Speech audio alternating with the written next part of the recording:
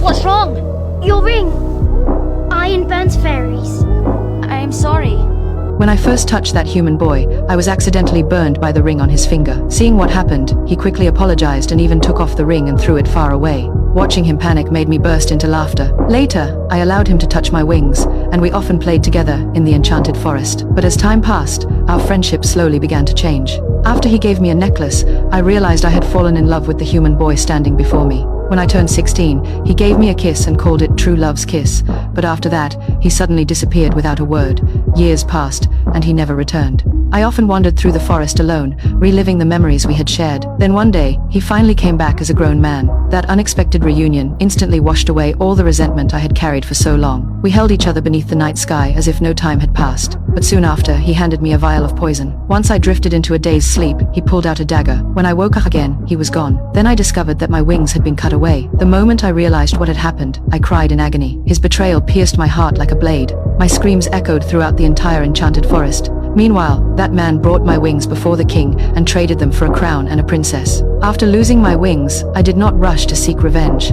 I picked up a fallen branch, transformed it into a staff, and used it to support myself as I stumbled forward. By then, my heart was already dead. Even the enchanted forest had lost its former vitality. The next day, I turned a raven into a human and made him my spy. I wanted to know why that man had been so heartless. By then, he had already been crowned king and married the princess. The raven reported everything to me. After learning the truth, there was no mercy left in my heart. My rage rose to the heavens. Although I had lost my wings, my desire for revenge multiplied my powers many times over. As I gazed into the distance, I wanted only one thing: to make him feel the same despair and pain he had given me. One day the raven returned with news. The king and queen had welcomed a child and would soon hold a grand celebration. Grand celebration for a baby. How wonderful. Before long, the day of the celebration arrived. Everyone gathered at the royal palace, and even the fairies came to offer their blessings. That was when I arrived, surrounded by an overwhelming aura. I really felt quite distressed at not receiving an invitation. You're not welcome here. And to show I bear no ill will, I too shall bestow a gift on the child. Uninvited, I walked straight to the infant.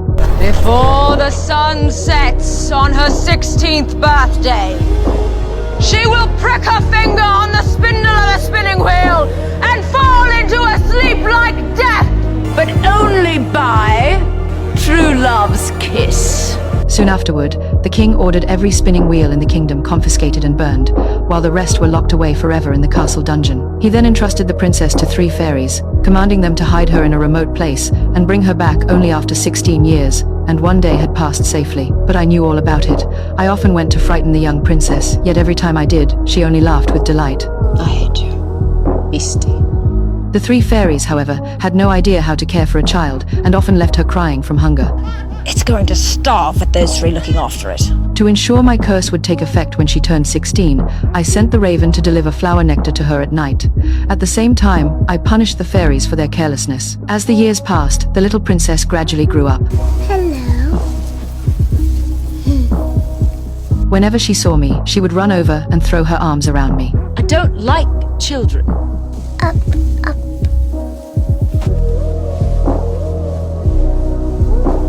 Though I hated humans, I could never bring myself to hate her. In the blink of an eye, she became a young woman. She was curious about everything. One day, I saw her playing near the wall of thorns and kindly guided her through it. After seeing my true appearance, I expected her to scream in fear. Instead, she greeted me with a bright smile.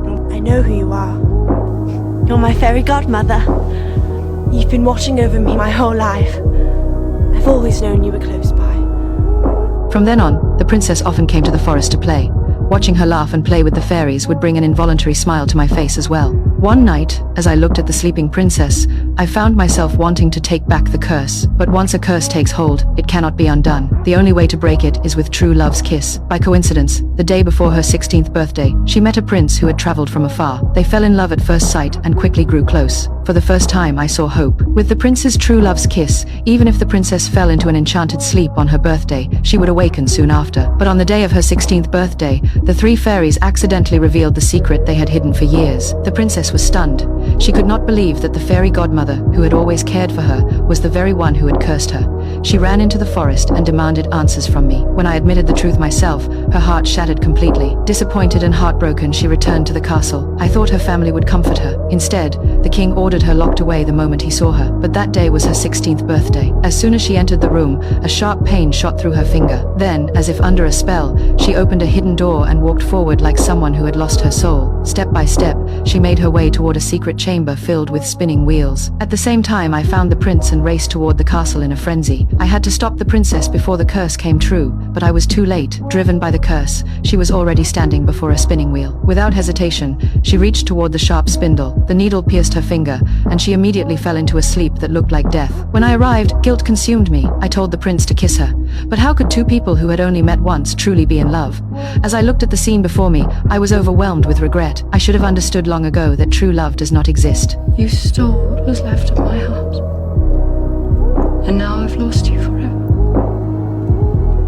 I swear, no harm will come to you as long as I live. Then I leaned down and gently kissed the princess on the forehead. But just as I turned to walk away, a miracle happened. Hello, godmother.